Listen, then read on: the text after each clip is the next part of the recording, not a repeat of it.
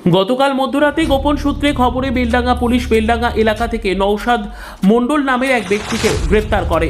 তার কাছ থেকে 6 দেশি আগ্নেয়াস্ত্র 2 মার্কেট সহ 14 রাউন্ড গুলি উদ্ধার করা হয়। প্রাথমিক তদন্তে জানতে পারা যায় সেগুলি তিনি তৌসিফ মোল্লা নামের এক ব্যক্তিকে বিক্রয় করার উদ্দেশ্যে নিয়ে আসছিলেন। হাত বদলের আগে হাতে নাতে পাকড়াও করে নওশাদ মণ্ডলকে। পুলিশ সূত্রের খবর, পুলিশের খাতায় এর আগেও নওশাদ মণ্ডলের নামে মাদক পাচারকারী হিসেবে নথিভুক্ত রয়েছে। এছাড়াও মাদক পাচার কাণ্ডে তিনি বেশ কিছুদিন জেলেও ছিলেন। 3 মাস আগে তিনি জেল থেকে মুক্ত হন। এরপরই আবারও আগ্নেয়াস্ত্র পাচারের কাজে তিনি লিপ্ত হন।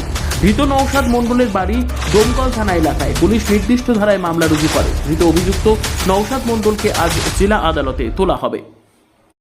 আমরা আজ রাতে ওই রাত 12:55 থেকে রাত 2:30টার মতো এই টাইমে আমরা খবর পাই সোর্স মারফত যে নওশাদ মণ্ডল নামে এক ব্যক্তি, যার বাড়ি ডোমকল থানার আন্ডারে, তো তার এক্সক্লুসিভ পজিশনে কিছু আর্মস ডেলিভারি হচ্ছে।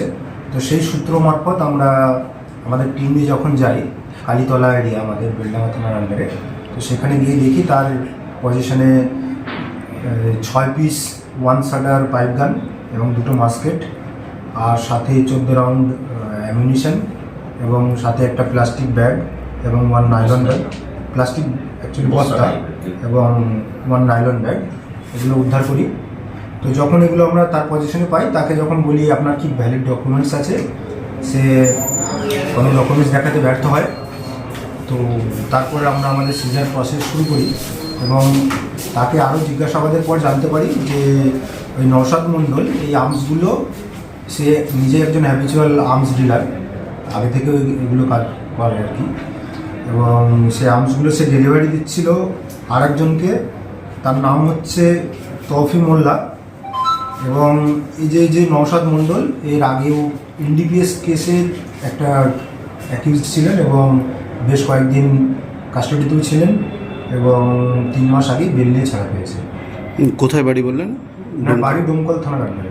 কি উদ্দেশ্য নিয়ে মানে এগুলো মনিটারি ট্রানজ্যাকশন, এই টাকার পরিবর্তে বিক্রি করতে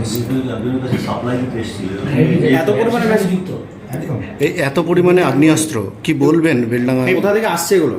এগুলো আসছে ওর নিজে ওই ডোমকল থানার আন্ডারে বাড়ি, তো ও নিজে কোথেকে এনেছে এটা তদন্ত সাপেক্ষ, কোথেকে পেয়েছে। ওই সাইড থেকে, বিহার সাইড, ঝাড়খণ্ড সাইড থেকে, পাপড় ওইখান থেকে নিয়ে মুঙ্গের সাইড থেকে মেনলি আমাদের কাছে যতদূর খবর আছে, এবং এটা আর তদন্ত সাপেক্ষ যে কোথেকে এসে, আর আমরা তদন্তে আছি। এর আগেও 4 তারিখে আর্মস রিকভারি হয়েছিল, আজকে হলো, তার সঙ্গে কি কোনোভাবে যুক্ত আছে? ওদের কাছ থেকে এটা আমরা তদন্ত করে দেখছি কি কানেকশন আছে, তো এখন আমরা এস্টাবলিশ মানে সরাসরি কিছু বলতে পারছি। ওদের জিজ্ঞাসাবাদ করা হয়েছিল যে বদরুদ্দিন যে ছিল, যে যাকে ধরা হয়েছিল, সে বলেছিল যে আমাদের ডোমকল থেকে নওশাদ এসে যে একটা অ্যাকচুয়ালি ছাগল কেনা বেচা উপর দিয়ে দেখায়, আর অ্যাকচুয়ালি আর্মসটাই করে। ও তখন বলেছিল যে এই নওশাদের কাছ থেকে নেওয়া হয়। সেই সোর্স মারফত আমরা নওশাদকে ধরার চেষ্টা করি, দুবার বাড়িতে যাওয়া হয়নি, কিন্তু তখন পাওয়া যায়নি।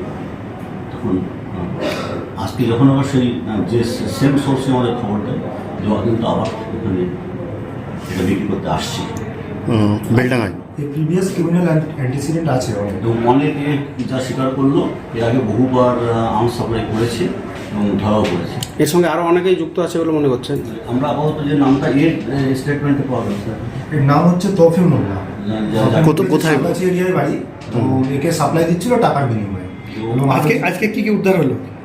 আজকে 6 পিস 1 শাটার হয়েছে উদ্ধার, এবং সাথে 2টো মাস্কেট আছে, এবং 14 রাউন্ড অ্যামিউনিশন আছে, একটা প্লাস্টিক বস্তা আছে, আর একটা নাইলন ব্যাগ, এগুলো রিকভার করেছে। এই যে আর্মস রিকভারি একের পর এক হয়ে চলেছে, এতে মানুষের মধ্যে আতঙ্ক বাড়ছে না কমবে? কি বলবেন এটা নিয়ে?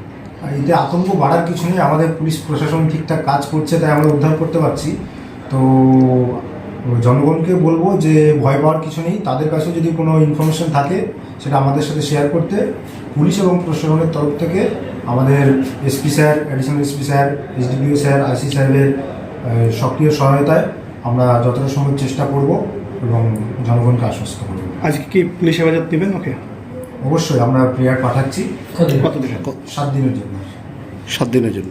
একদম 7 দিন। আমাদের এসপি স্যার এসব ব্যাপারে খুবই তৎপর।